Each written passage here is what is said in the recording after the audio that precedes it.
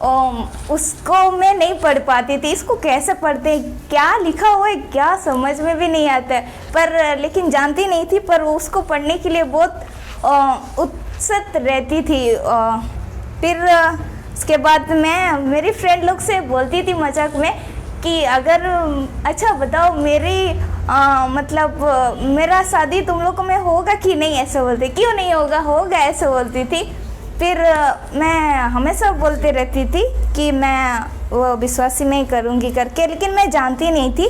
फिर शायद प्रभु ने मेरे पे ऐसे अनुग्रह किया कि मैं जो अभी शादी की हूँ मैं उसको देखी भी नहीं थी। फिर मैं उससे शादी की और मैं जब अविश्वास में थी इंटर का एग्ज़ाम देने वाली थी, नहीं मैट्रिक का एग्ज़ाम देने वाली थी। तब से मैं बहुत बीमार रहती थी। क्या मिर्गी ना क्या बीमारी बोलते हैं, वो तो नहीं था, पर सबको लगता था कि वही बीमारी हुआ है। मैं अचानक से हमेशा बेहोश हो जाती थी और मतलब देर देर तक सांस लेने में भी मेरे को दिक्कत होता था। फिर पूरा मैं जब इंटर का एग्ज़ाम देने का टाइम आया तो पूरा मेरा तबीयत पूरा ख़राब होता था, मतलब मैं पढ़ने ही नहीं पाती थी। उसके बाद जब एग्ज़ाम इंटर का एग्ज़ाम जब फरवरी से था तो मैं वापस स्कूल आ गई थी अक्टूबर लास्ट में, और सिलेबस पूरा कंप्लीट हो गया था।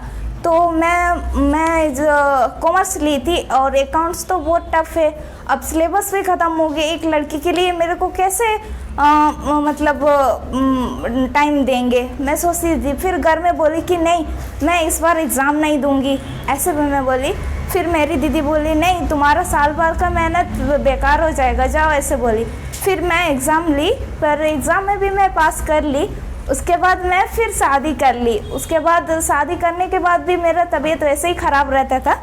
तो शादी होने के बाद शायद 2-3 बार वैसे ही ख़राब रहता था। फिर पता नहीं मैं ठीक होंगी कि नहीं, ऐसे सोचती थी। फिर गांव में ऐसे बहन लोग आई, फिर मेरे लिए प्रेयर की। उसके बाद मैं ठीक हो गई थी। फिर ठीक हो गई। उसके बाद फिर भी मैं प्रभु के बारे में जानती तो नहीं थी, पर गांव में वो सब कोई जाते थे तो हम भी जाते थे। वहाँ पे भी बाइबल सब पढ़ता है, पर मैं देखती थी कुछ भी समझ में नहीं आता था। उसके बाद हम दोनों इधर बेंगलोर आ गए, मतलब 2019 में दिसंबर में इधर आ गए। फिर इधर में आ गए। फिर वो एक भाई है वो बगुन है, वो कनु भैया और सिरका भैया को जानते थे, वो आता था। फिर उस टाइम कोई भी लड़की लोग यहाँ मतलब ऐसे संगति भी नहीं था, सिर्फ ब्रदर लोग ही करते थे। तो उस टाइम फिर हमको भी आने का मन करता था, पर सिर्फ ब्रदर लोग है, वहाँ पे एक लड़की अच्छा नहीं लगेगा सोच के फिर मैं कुछ नहीं बोलती थी। फिर एक दिन मैं बोली कि मैं भी जाऊँगी आप दोनों के साथ, तो नहीं वहाँ पे कोई लड़की नहीं ऐसे बोले।